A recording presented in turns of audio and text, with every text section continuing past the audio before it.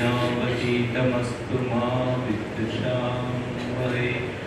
ഓം ശാന്തി ശാന്തി ശാന്തി. വസുദേവസുതം ദേവം കംസചാണൂരമർദ്ദനം ദേവകീ പരമാനന്ദം കൃഷ്ണം വന്ദേ ജഗദ്ഗുരു. അമൃതസ്വരൂപികളെ, അധ്യക്ഷ വേദിയിലും ഇവിടെ സന്നിധരായ മറ്റ് സന്യാസി ശ്രേഷ്ഠന്മാർക്കും വിശിഷ്ട അതിഥികൾക്കും എല്ലാ ഭക്തജനങ്ങൾക്കും എൻ്റെ ആത്മമായ ആത്മപ്രണാമം അർപ്പിക്കും. ഇവിടെ നമ്മൾ ഒത്തുചേർന്നിരിക്കുന്നത് ഒക്ടോബർ 7-ാം തീയതി മുതൽ 21 വരെ നടക്കുന്ന ധർമ്മ സന്ദേശ യാത്രയുടെ ഭാഗമായിട്ടാണ്. എന്തിനു വേണ്ടിയാണ് നാം എല്ലാവരും ഈ സന്യാസി ശ്രേഷ്ഠന്മാർ ഒന്നിച്ചു ചേർന്നുകൊണ്ട് ഇത്തരമൊരു ധർമ്മ സന്ദേശ യാത്ര ആരംഭിക്കുന്നത് അല്ലെങ്കിൽ തുടക്കം കുറിക്കുന്നത് ഇപ്പോൾ എന്ന് ചോദിക്കുന്ന പല വ്യക്തികളും ഞാൻ കേട്ടിട്ടുണ്ട്. പല കാര്യങ്ങളിലും ഇടപെട്ട് പറയുമ്പോൾ അതെന്താ ഇപ്പോഴും തുടങ്ങുന്നു എന്ന്. കൂടുതൽ ഭഗവാൻ ശ്രീകൃഷ്ണൻ ഭഗവത്ഗീതയിൽ പറഞ്ഞതുപോലെ യഥാ യഥാഹി ധർമ്മസ്യ ഗ്ലാനിർഭവതി ഭാരത അഭ്യുത്ഥാന മധർമ്മസ്യ തദാത്മാനം. എപ്പോഴാണോ ധർമ്മം ക്ഷയിച്ച് അധർമ്മം കൂടുതൽ നടമാടുന്നത് ആ സന്ദർഭങ്ങളിലൊക്കെ നമുക്ക് അവതാര പുരുഷന്മാര് അല്ലെങ്കിൽ യോഗി ശ്രേഷ്ഠന്മാരിങ്ങനെ ജനിച്ചുകൊണ്ടേയിരിക്കും. അതുപോലെ നമ്മുടെ ഭാരതത്തിന്റെ സനാതന ധർമ്മത്തിനും സംസ്കാരത്തിനും മൂല്യച്ചൂത് വന്നുകൊണ്ടിരിക്കുമ്പോൾ ഇത്തരം സന്യാസിമാരാണ് ഈ വക കാര്യങ്ങളിൽ നിന്ന് നമ്മെ നേർവഴിക്ക് നയിക്കുന്നത് അല്ലെങ്കിൽ നമ്മുടെ മാർഗം പൂർണ്ണമാക്കി തരുന്നത്. അത്തരമൊരു സന്ദേശയാത്രക്കാണ് നാം ഇവിടെ തുടക്കം കുറിച്ചിരിക്കുന്നത്. ഓരോ വ്യക്തികളുടെയും ധർമ്മം എന്താണ്, ഒരു സന്യാസിയുടെ ധർമ്മം എന്താണ്, സാധാരണ ഗൃഹസ്ഥാശ്രമിയുടെ ധർമ്മം എന്താണ് എന്ന് ചോദിക്കുമ്പോൾ സന്യാസി ലോകത്തിന് സമൂഹത്തിന് നന്മകൾ പകർന്നു കൊടുക്കുകയും വഴിതെറ്റിപ്പോകുന്നവരെ നേർവഴിയിലേക്ക് നയിക്കുവാൻ വേണ്ടിയിട്ട് അവർ കൂടുതലായിട്ട് അവരെ നല്ല മാർഗത്തിലേക്ക് നയിക്കുവാൻ സന്നദ്ധ പ്രകടിപ്പിക്കുകയും ആശ്രമ ജീവിതത്തിൽ തന്നെ നമ്മൾ ഓരോ വ്യക്തികളെയും എടുത്ത് ധർമ്മത്തിലേക്ക്, ധർമ്മപാതയിലേക്ക്, സനാതന ധർമ്മത്തിലേക്ക്, സത്യത്തിലേക്ക് നമ്മെ നയിക്കുവാൻ വേണ്ടിയാണ് അതാത് ആശ്രമങ്ങളിലും ക്ഷേത്രങ്ങളിലായാലും മറ്റ് ആചാരാനുഷ്ഠാനങ്ങളിലായുള്ള ഗുരുക്കന്മാരുടെ പ്രാധാന്യം. അപ്പൊ ഇവിടെ നമ്മൾ ഓരോ വ്യക്തികളിലും ഉണ്ടാകുന്ന ധർമ്മം, തന്നിൽ ഒളിഞ്ഞു കിടക്കുന്ന ധർമ്മത്തെ അല്ലെങ്കിൽ സനാതന മാർഗത്തെ പരിപൂർണമായിട്ട് ഉദ്ഘോഷിക്കുക, അത് പോഷിപ്പിക്കുക എന്നുള്ളതാണ് നമ്മുടെ ഓരോ സന്യാസി ശ്രേഷ്ഠന്മാരുടെയും നമ്മുടെ ഓരോ വ്യക്തിയുടെയും ധർമ്മങ്ങൾ. ആ ധർമ്മത്തെ പരിപൂർണമായിട്ട് നമ്മുടെ ഉള്ളിൽ അന്തർലീനമായി കിടക്കുന്ന ഈശ്വര ചൈതന്യത്തെ കൂടി നമ്മൾ എടുത്തുയർത്തേണ്ട ആവശ്യമുണ്ട്. ഇന്ന് മറ്റ് സമൂഹങ്ങളിൽ നിന്ന് പലതും അനുഭവിക്കുകയും അവരെല്ലാത്തിനും മുൻപന്തിയിൽ നിൽക്കുകയും ചെയ്യുമ്പോൾ നമ്മുടെ ഹിന്ദു ധർമ്മത്തെയും നമ്മുടെ സനാതന ധർമ്മത്തെയും ഇടിച്ചു താഴ്ത്തുന്ന ചില സമൂഹങ്ങളുണ്ട്. യുക്തിവാദികളായാലും നിരീശ്വരവാദികളായാലും അല്ലെങ്കിൽ വിശ്വാസികളായാലും അവിശ്വാസികളായാലും ഇവരെയൊക്കെ മനസ്സിൻ്റെ അകത്ത് പലതരത്തിലുള്ള ചിന്തകളാണ് അടിഞ്ഞുകൂടിയിരിക്കുന്നത്. അപ്പൊ അതിൽ നിന്നൊരു പൂർണ്ണത കിട്ടണമെങ്കിൽ നമുക്ക് ഇത്തരം സന്യാസിമാരുടെ സാമീപ്യവും അവരുടെ ദർശനവും മാർഗനിർദ്ദേശവും അത്യന്താപേക്ഷിതമാണ്, പ്രത്യേകിച്ച് കലിയുഗത്തിൽ. അപ്പോൾ ഇത്തരം കാര്യങ്ങളിൽ നമ്മൾ കൂടുതൽ വ്യാപൃതരാകുക. അത് ആചാര്യന്മാരുണ്ടാവണം. മറ്റു മതങ്ങൾക്കൊക്കെ ഒരു ലീഡർ പറയുന്നതെല്ലാം സ്വീകരിക്കും. പക്ഷെ നമ്മുടെ ഹിന്ദു ധർമ്മത്തിൽ അല്ലെങ്കിൽ ഹിന്ദു മതത്തിൽ സനാതന മാർഗനിർദ്ദേശങ്ങളിൽ ചില ആൾക്കാർക്ക് കൂടുതലായിട്ട് ഇത്തരം കാര്യങ്ങൾ പറയുന്നതും പ്രവർത്തിക്കുന്നതിലൊക്കെ നമ്മുടെ വിശ്വാസികൾ കുറെ പിന്നോട്ടാണെന്ന് എനിക്ക് തോന്നുന്നത്. കാരണം അവരുടെ മതങ്ങൾ എന്താണോ ഘോഷിക്കുന്നത്, അവരുടെ നേതാവ് എന്താണോ പറയുന്നത്, ലീഡർ എന്ത് പറയുന്നു, അത് സ്ഥിരസ്ഥാൻ വഹിച്ചു കൊണ്ടുപോകുന്നുണ്ട്. നമ്മൾ താൽക്കാലികം ജലത്തിൽ നിന്ന് ഉടലെടുക്കുന്ന കുമിളകളെ പോലെ അപ്പോൾ മാത്രമേ പൊന്തി കാണുകയുള്ളൂ. പിന്നെ അത് അതിൽ തന്നെ ലയിക്കുന്നത് പോലെ നമ്മൾ പറയുമ്പോഴും കേൾക്കും. പറയുന്ന സന്ദർഭങ്ങളിൽ നമ്മൾ വിചാരിക്കും ഇത് നമുക്ക് ചെയ്യാം, നാളെ പോയിട്ട് നമുക്ക് നമ്മുടെ വീട്ടിൽ നിന്ന് അല്ലെങ്കിൽ നമ്മുടെ ചുറ്റുപാടിൽ സമൂഹത്തിലേക്ക് ഇത്തരം കാര്യങ്ങൾ എടുത്ത് ഉയർത്തണം എന്നൊക്കെ നമ്മൾ വിചാരിക്കും. പക്ഷേ ഈ ഹോളിന്റെ പടിയൊന്ന് അങ്ങോട്ട് കടന്നു കഴിയുമ്പോൾ നമ്മുടെ ചിന്തകളും വിഷയങ്ങളൊക്കെ മറ്റു തരത്തിൽ ലൗകികതയിലായിരുന്നു.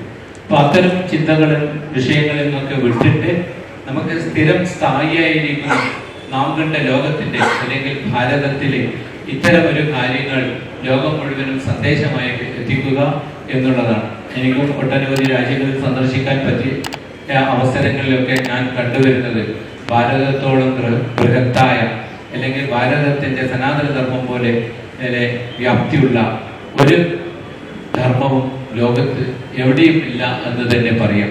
പക്ഷെ ഇതിനൊക്കെ പ്രധാന കാര്യങ്ങളായിട്ട് നമ്മൾക്ക് അറിയേണ്ടത് നമ്മുടെ മനസ്സ്, സമർപ്പണം, വിശ്വാസം, നിഷ്ഠ, അതൊക്കെയാണ് നമുക്ക് പൂർണ്ണമായിട്ട് വേണ്ടുന്നത്. അപ്പൊ അത്തരം കാര്യങ്ങളിൽ കൂടി നാം ഓരോ വ്യക്തികളും ചിന്തിക്കുകയും സമർപ്പണ മനോഭാവത്തോടു കൂടി ആചാര്യന്മാരെ വിശ്വസിച്ചുകൊണ്ട് ആചാര്യശ്രേഷ്ഠന്മാർ നമുക്ക് നൽകുന്ന സന്ദേശങ്ങളും ഉപദേശങ്ങളും നമ്മളത് ശിരസാൽ വഹിച്ചുകൊണ്ട് ജീവിതത്തിലേക്ക് മുന്നോട്ട് കൊണ്ടുപോകുക. നമ്മളൊരു സന്യാസി എന്ന് പറയുമ്പോൾ സർവസംഘ പരിത്യാഗി സന്യാസി, സംഘത്തെ ത്യജിച്ചവരാണ് എന്ന് ചോദിക്കുന്ന കൂട്ടർ പലവരെയും ഞാൻ കേട്ടിട്ടുണ്ട്. സംഘം ചേരണം, അത് നല്ലതിനു വേണ്ടിയായിരിക്കണം, സമൂഹത്തിന്റെ നന്മയ്ക്ക് വേണ്ടിയായിരിക്കണം. സന്യാസി എല്ലാം ഉപേക്ഷിച്ചു എന്ന് പറഞ്ഞാൽ ധർമ്മത്തെ ഉപേക്ഷിച്ചിട്ടില്ല. ധർമ്മത്തെ ഉൾക്കൊണ്ടുകൊണ്ട് ആ ധർമ്മം നേർവഴിയിലേക്ക് നയിക്കുവാൻ വേണ്ടി അത് ഏത് വിധത്തിലായാലും വിധേയനയായാലും നമ്മുടെ ഓരോ വ്യക്തിയുടെയും ജീവിതത്തിന്റെ ചര്യകളായി, നിത്യ സാധനങ്ങളായി, അനുഷ്ഠാനങ്ങളായി നാം എന്നും അത് കൊണ്ടു നടക്കേണ്ടതും കൊണ്ടാടേണ്ടതുമാണ്. അത്തരം കാര്യങ്ങളാണ് ഇതിനെ മുഖ്യ സാരഥ്യം വഹിച്ചിരിക്കുന്ന സന്യാസി ശ്രേഷ്ഠന്മാരൊക്കെ ഏറ്റെടുത്തുകൊണ്ട് മുന്നോട്ട് കൊണ്ടുപോകുവാൻ നമ്മൾ എല്ലാവരും പൂർണ്ണമായ മനസ്സോടും പിന്തുണയോടും കൂടിയിട്ടും ഇതിനെ ഭാഗവത്താകണം എന്ന് കൂടിയാണ് എനിക്ക് ഈ അവസരം നിങ്ങളെയൊക്കെ ഓർമ്മിപ്പിക്കാനുള്ളത്. പിന്നെ കണ്ണൂർ ഡിസ്ട്രിക്റ്റിൽ ഒരുപാട് സ്ഥലങ്ങളിൽ ആധ്യാത്മിക കേന്ദ്രങ്ങളുണ്ട്, കേരളത്തിൽ പല സ്ഥലങ്ങളുണ്ട്. അപ്പോൾ നമ്മൾ എല്ലാ സന്യാസിമാരെയും ഒന്നിച്ച് കണ്ടെന്ന് വരില്ല. ഇത്തരം ഒരു പ്രവർത്തനങ്ങൾ അല്ലെങ്കിൽ ഇത്തരം ഒരു സന്ദേശയാത്രയിൽ കൂടിയാണ് നമുക്ക് നമ്മുടേതായ സന്യാസി ശ്രേഷ്ഠന്മാരെയും ഗുരുക്കന്മാരെയും ആചാര്യശ്രേഷ്ഠന്മാരെയും അതാത് സ്ഥലങ്ങളിലുള്ള ആശ്രമങ്ങളിലുള്ള അല്ലെ ആത്മീയ കേന്ദ്രങ്ങളിലുള്ള ശ്രേഷ്ഠതയുള്ള യോഗീശ്വരന്മാരെയും സന്യാസിമാരെയും ഒക്കെ കാണുവാനുള്ളൊരു സന്ദർഭങ്ങൾ ഉണ്ടാകുന്നത്. അത് തീർച്ചയായിട്ടും നമ്മൾ പൂർണ്ണമായി ഹൃദയത്തിൽ ഏറ്റിക്കൊണ്ട് നമ്മുടെ ജീവിതത്തിൽ നിത്യശാന്തിക്കായിട്ടുള്ള ഒരു മാർഗങ്ങളും ഉപദേശങ്ങളും നിർദ്ദേശങ്ങളും നമ്മൾ ഉൾക്കൊണ്ടുകൊണ്ട് എല്ലാവരെയും പരിചയപ്പെട്ടുകൊണ്ട് നമുക്കത് മുന്നോട്ട് കൊണ്ടുപോകുവാൻ സാധിക്കണം. ഇന്നലെ ആരംഭിച്ച ഈ യാത്ര 21-ാം തീയതി തിരുവനന്തപുരത്ത് നമുക്കറിയാം ജഗദ്ഗുരുവായ മാതാ അമൃതാനന്ദമയി ദേവി ഇതിന് സാന്നിധ്യം വഹിക്കുകയും മറ്റ് ഒട്ടനവധി ഗുരുക്കന്മാരും ശ്രേഷ്ഠന്മാരും സന്യാസിമാരും ഒക്കെ വളരെ ശ്രേഷ്ഠതയോടുകൂടി രാപ്പകലില്ലാതെ ഇതിന്റെ പരിപാടി തുടങ്ങിയത് മുതൽ വളരെ വിശ്വാസത്തോടു കൂടിയും സമർപ്പണ മനോഭാവത്തോടു കൂടിയാണ് ഇവരൊക്കെ ഈ പ്രവർത്തനം ഏറ്റെടുത്തുകൊണ്ട്. പക്ഷെ എൻ്റെ കാഴ്ചപ്പാടുകളിൽ കാസർഗോഡ് നമ്മൾ ടെലിവിഷനിലും മറ്റു മാധ്യമങ്ങളിലൊക്കെ കാണുമ്പോൾ അവിടെ ഉണ്ടാവുന്ന അത്ര ഉത്സാഹം നമ്മുടെ ഈ കണ്ണൂർ ഡിസ്ട്രിക്റ്റിലുണ്ടോ എന്ന് സംശയം തന്നെയാണ്. കാരണം അവരൊക്കെ വളരെ നല്ല നിലയിലായിട്ട് അവിടെയൊക്കെയുള്ള ചെറുപ്പക്കാർ വളരെ ശ്രേഷ്ഠമായി കൊണ്ട് തന്നെയാണ് ഈ പ്രവർത്തനത്തിലും പരിപാടികളിലൊക്കെ സന്നദ്ധമായി പ്രവർത്തിക്കുന്നത്. നമ്മുടെ കണ്ണൂർ കുറച്ച് പിന്നോട്ടാണെന്നാണ് തോന്നുന്നത്. കാരണം നമ്മൾക്ക് ഉള്ളിലെ അത്തരം പൂർണ്ണത കൈക്കൊണ്ട് അല്ലെങ്കിൽ എന്തു വന്നാലും മനസ്സിനെ പിടിച്ചു നിർത്തുവാനും നേരിടാനുള്ള ധൈര്യവും ശക്തിയും ഉണ്ട് എന്ന് വാക്കിൽ പറഞ്ഞാൽ പോരാ, പ്രാവർത്തികമായിട്ടും അത് പ്രവർത്തിക്കണം. അതിന് നമ്മുടെ കണ്ണൂർ ജില്ലയിലുള്ള എല്ലാ മഠങ്ങളും സന്യാസി ശ്രേഷ്ഠന്മാരും ആത്മീയ വിശ്വാസികളും പൂർണ്ണമായി അത് ഏറ്റെടുത്തുകൊണ്ട് മുന്നോട്ട് കൊണ്ടുപോകുക, നമ്മുടെ ലക്ഷ്യം വിജയിപ്പിക്കുക എന്നാണ്. നമുക്ക് പലതും നേടിയെടുക്കാനുണ്ട്.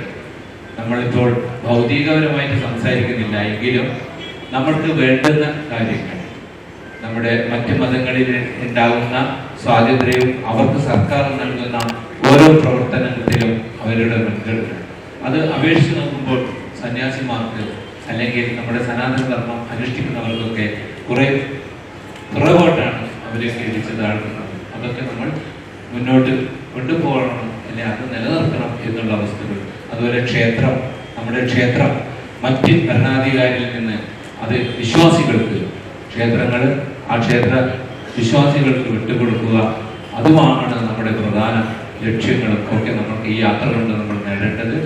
അതിനുവേണ്ടി എല്ലാവർക്കും ജഗദീശ്വരനും സരസ്വതി ദേവിയുടെയും നമ്മുടെ ഭാരതത്തിലെ ഋഷീശ്വരന്മാരുടെയും ഇന്ന് നിലവിൽ നമുക്ക് നമ്മളെ നയിക്കുന്ന അല്ലെങ്കിൽ ഭാരതം വഹിക്കുന്ന സന്യാസ ശ്രേഷ്ഠന്മാർക്കും അതിനുള്ള എല്ലാ കഴിവുകളും സർവേശ്വരൻ പ്രദാനം ചെയ്യട്ടെ എന്ന് പ്രാർത്ഥിച്ചുകൊണ്ട് ഞാൻ എൻ്റെ ഈ അധ്യക്ഷ ഭാഷണം ജഗദ്ഗുരുവിൻ്റെ പാതാരവിന്ദങ്ങളിൽ സമർപ്പിച്ചുകൊള്ളുന്നു. എല്ലാവർക്കും സുഖവും ശാന്തിയും സമാധാനവും ഐശ്വര്യവും ഉണ്ടാവട്ടെ എന്ന് പ്രാർത്ഥിക്കുന്നു.